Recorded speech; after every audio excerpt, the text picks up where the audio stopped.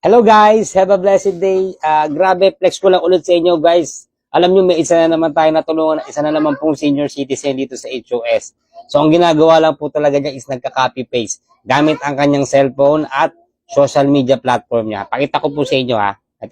Ayan, so si Ma'am Juanita Apolinar, ayan, kumita po siya ng 42,735.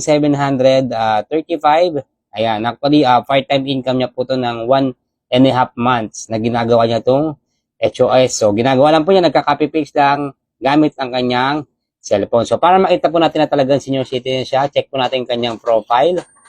Ayan, click natin yung profile. Tapos, ito po yung kanyang birthday. Ayan, so, November 28, 1956. So, isa na po siyang senior citizen. And nagpas-tagpas na po, no, si Ma'am Juanita Tiging Apolinar.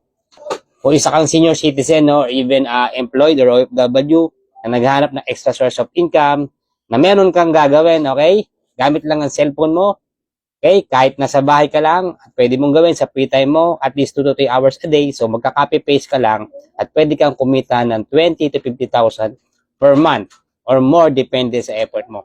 Kung gusto mong malaman to, isa ka na rin, sa pantulungan natin dito, katulad ni Ma'am Juanita Apolinar, mag-comment ka lang dito ng how, para ibigay ko sa iyo yung detalye at ma-prioritize kita. See you in my inbox.